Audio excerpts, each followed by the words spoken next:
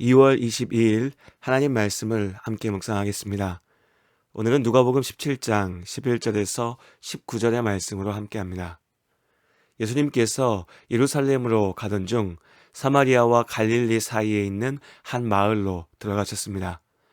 마을 외곽의 경계에서 10명의 사람들이 예수님을 기다리고 있었습니다. 그들은 나병 환자들이었습니다. 성경에서 나병은 다양한 피부 질환을 총칭하는 표현이었습니다. 질병 자체도 무척이나 고통스러웠지만 그 환자들을 더욱 마음 아프게 하는 것은 사회적인 차별이었습니다.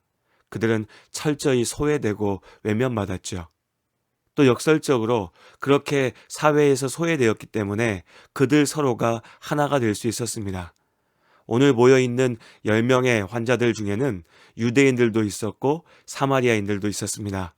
우리가 이미 나누었던 것처럼 이 당시 사회에서 유대인들과 사마리아인들은 서로 적대시하는 원수 관계였죠. 그러나 질병이라고 하는 더 큰 아픔을 함께 견디고 있었기에 이들은 함께 할 수 있었습니다. 그들 모두가 절망스러운 병의 고통에서 벗어나기를 간절히 바랐죠.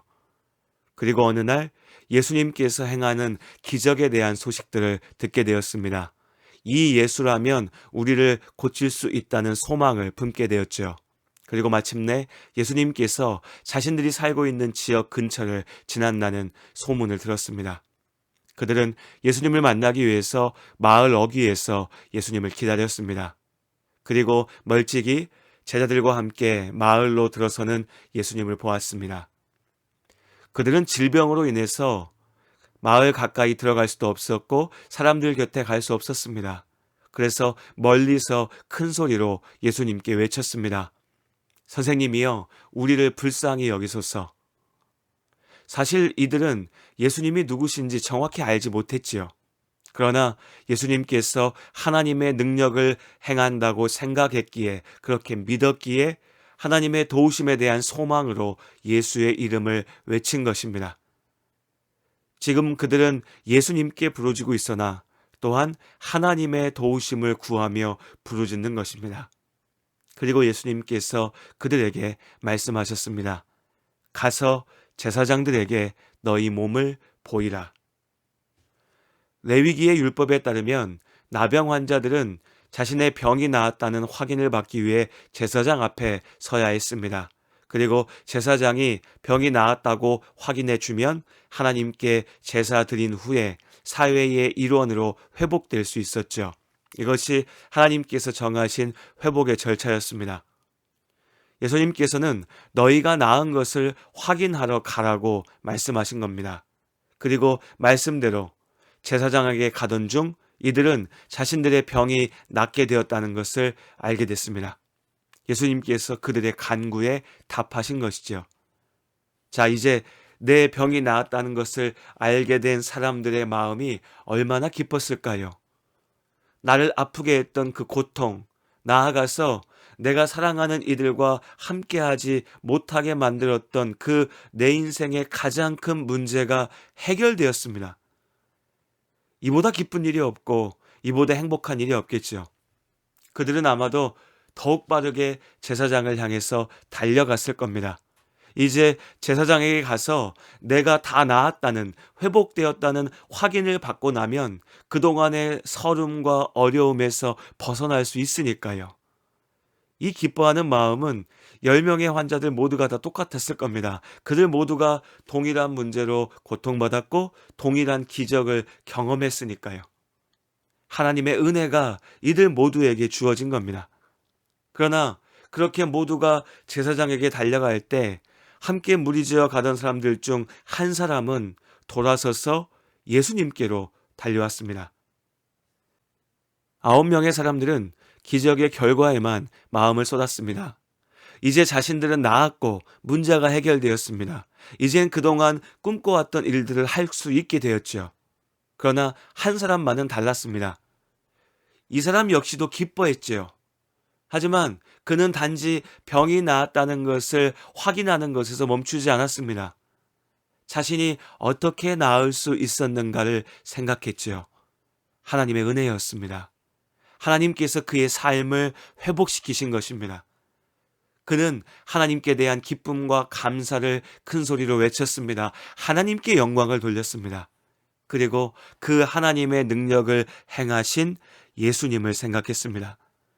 예수님께서 하나님의 능력으로 자신을 고치신 겁니다. 병을 고치신 그분이 나의 삶을 온전하게 고치실 것이라고 믿었습니다. 그러니 이제 그가 예수님을 향해서 달려가는 것입니다. 그렇게 예수님 앞에 돌아온 이 한 명의 환자는 예수님의 발 앞에 엎드렸습니다. 예수님께서 자신을 고치신 구원자이심을 고백하였지요. 예수님께 감사했습니다. 이 모든 일이 예수님으로 인함임을 믿었기에 감사할 수 있었습니다. 10명의 환자들 중 오직 이 한 사람 사마리아인만이 자신에게 일어난 일을 있는 그대로 바라보았습니다. 순간의 기쁨과 자신의 기대에 취하지 않고 이 모든 축복을 주신 예수님 앞에 나아가서 엎드렸던 것입니다. 이것이 하나님께 영광을 돌리는 일이라고 믿었습니다. 이것이 참된 감사이고 예배입니다. 이 사람에게 예수님께서 말씀하십니다. 19절의 말씀이죠. 일어나서 가라. 내 믿음이 너를 구원하였느니라. 앞서 떠나간 이들은 질병, 지금 나를 아프게 하는 그 문제만 바라보았습니다.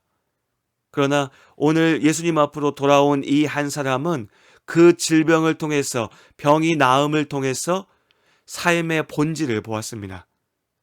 떠나간 사람들은 병만 없으면 살 수 있다라고 생각했지만 돌아온 사마리아 사람은 예수가 없으면 살 수 없다고 고백한 것입니다. 그렇게 그는 단지 병이 나은 것이 아니라 믿음으로 구원을 얻었습니다. 감사라고 하는 것은 은혜, 곧 우리가 대가 없이 받은 것에 대한 합당한 대답입니다. 그렇기에 감사할 수 있기 위해서는 무엇보다도 지금 내가 누리고 있는 이 기쁨이 은혜의 선물이라고 하는 것을 인정해야 합니다. 내 삶을 이끄시는 하나님의 손길을 인정하지 않는 사람은 결코 감사할 수가 없습니다. 길을 가다가 어느 순간 내 병이 나은 것을 깨달았던 사람들은 이 병이 나은 것이 예수님의 축복임을, 하나님의 은혜라고 하는 것을 잊어버렸습니다. 기뻐했지만 감사하진 못했죠.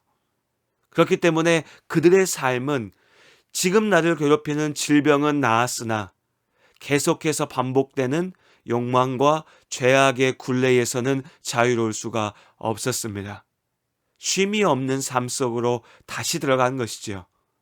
그들의 문제는 잠시 해결되는 것처럼 보이지만 결국 그 문제의 본질은 달라지지 않은 것입니다.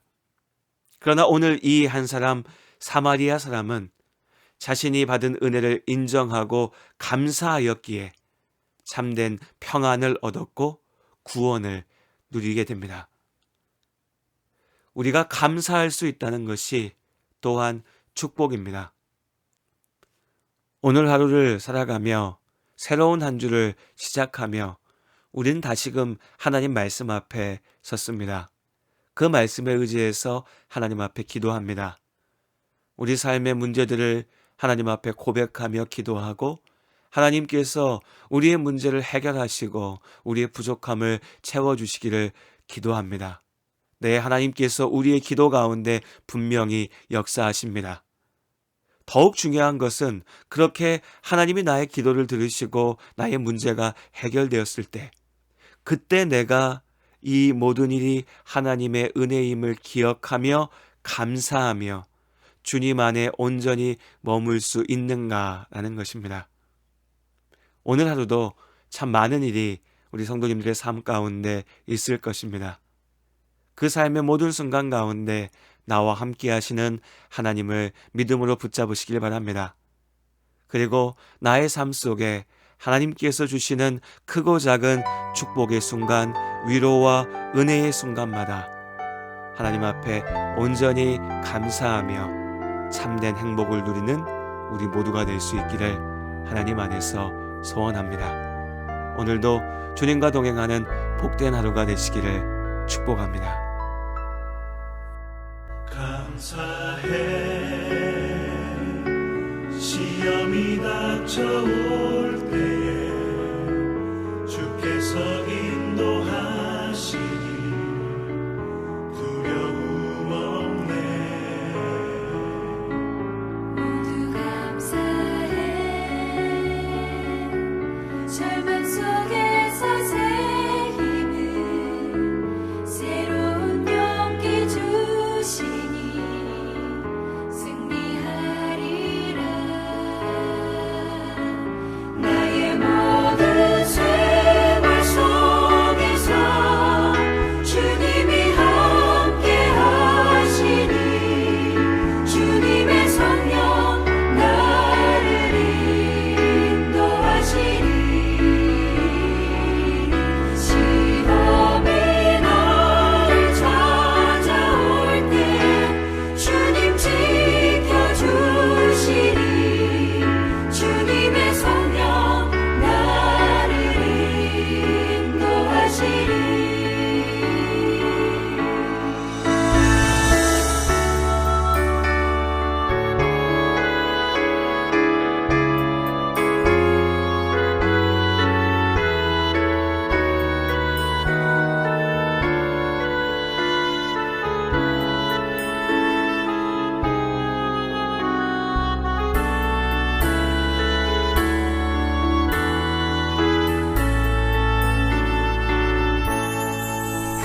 감사해 시험이 닥쳐올 때에 주께서 인도하시니 두려움 없네. 모두 감사해 절망 속에서 새 힘을 새로운 용기 주시니 승리하리라. 나의 모든 생활 속에서 주님이 함께 하시니 주님의 성령 나를 인도하시니 시험이 나를 찾아올 때 주님 지켜주시니 주님의 성령 나를 인도하시니 나의 모든 생활 속에서 주님이 함께 하시니 주님의 성령 나를 인도하시니 시험이 나를 찾아올 때 주님